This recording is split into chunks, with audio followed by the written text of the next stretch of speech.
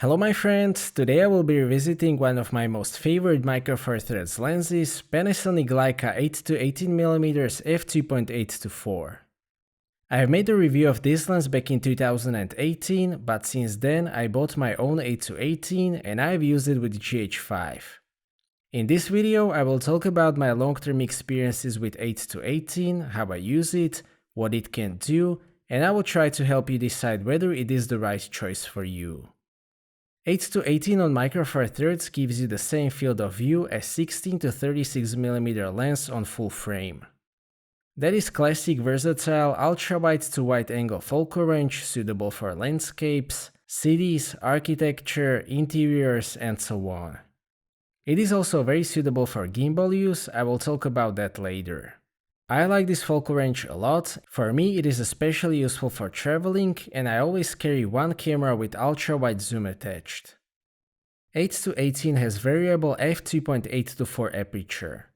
That is always a compromise between the size and light gathering. I think that it is a good compromise. f2.8 is decent in lowish light conditions, f4 not so much, but I wanted that focal range and small package in the first place, so I am okay with this aperture. And it really is small. It is just 88mm long and it weighs just 315 grams, so it is very portable.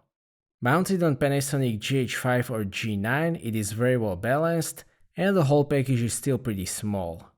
Even with the GX9 it feels completely fine. The build quality on this lens is fantastic. Panasonic Leica lenses are always among the best lenses when it comes to build quality. It is completely metal, including the zoom and focusing ring. Even the filter thread is metal, which is super nice, I really appreciate that.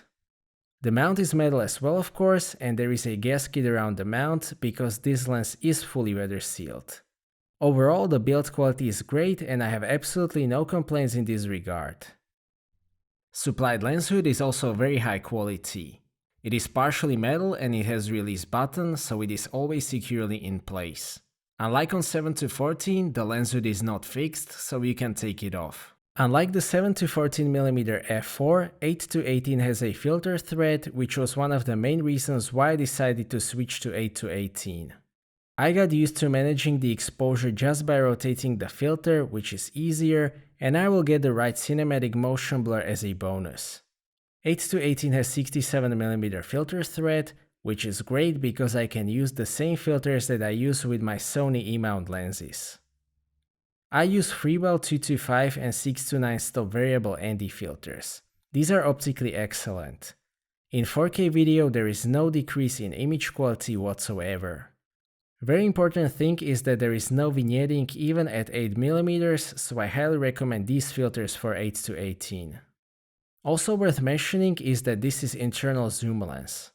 That is better for weather sealing and even more importantly for the gimbal use.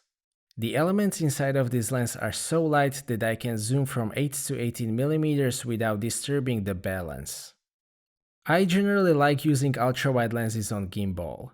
It provides that dramatic field of view and ultra-wide footage is easier to stabilize, so I guess that it makes a lot of sense.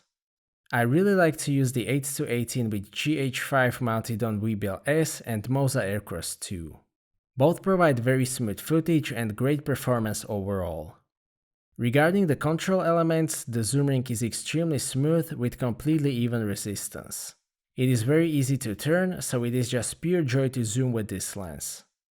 The focusing ring is also completely smooth. Unfortunately, the manual focusing is speed sensitive. I would prefer linear manual focusing, but at these focal lengths, manual focusing doesn't have to be that precise, so I can live with that. There is also a switch for turning the autofocus on and off. Regarding the optical qualities, at 8mm it is super sharp right from wide open at f2.8 across the frame, even the corner sharpness is superb. The sharpness may be even slightly better at f4, f5.6 is still very sharp, and at f8 the sharpness very slightly decreases and the diffraction kicks in at f11. It is basically the same at 10mm, although the widest aperture is now f3.2, but the sharpness is already great.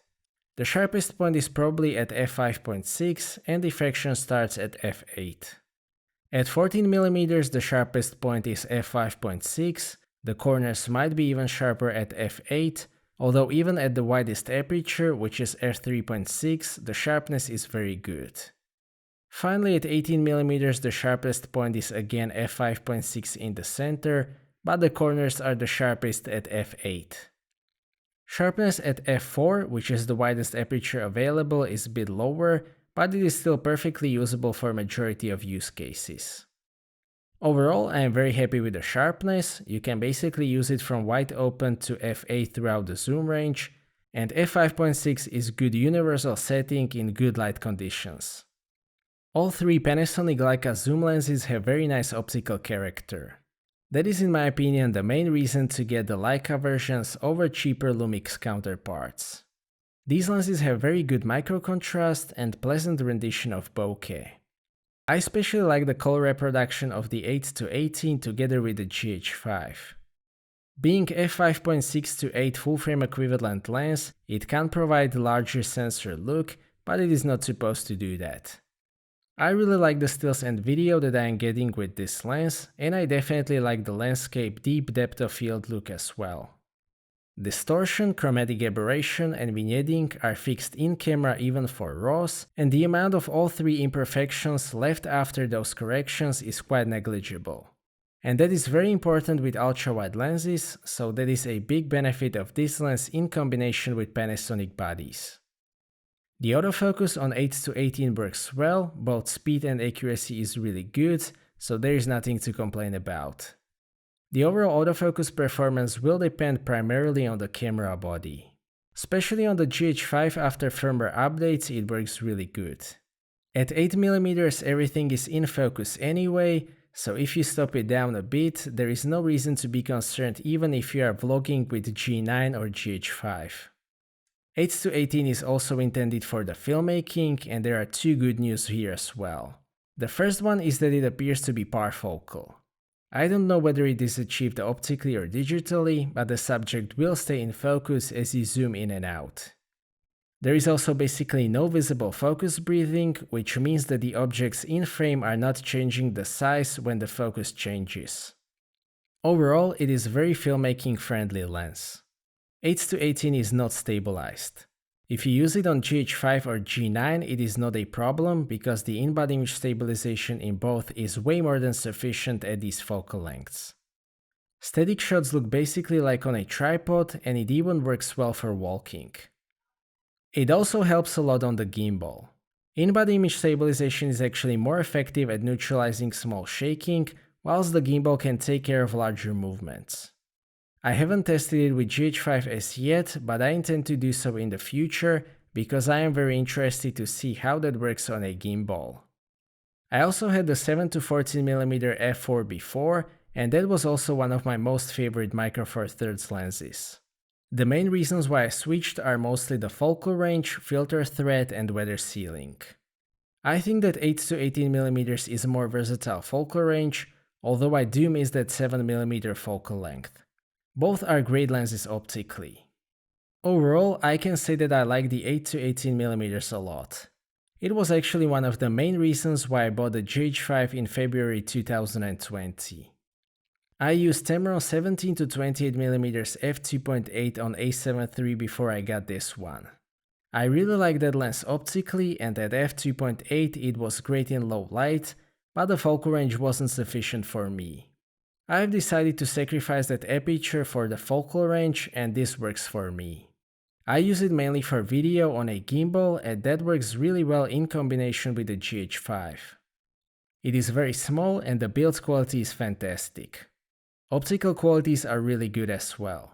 Especially the micro contrast and color reproduction is very pleasant. Basically the only thing that I can complain about is the non-linear manual focusing. The price is also quite high, but if your budget allows it, I can highly recommend it. So that's it for this video, thank you for watching, I hope that you liked this video and that you found it to be useful. Stay tuned for more videos and maybe consider subscribing if you don't want to miss my future content. I appreciate your feedback in form of thumbs up or thumbs down. If you would like to ask anything or share your opinion, please do so in the comment section, and see you next time.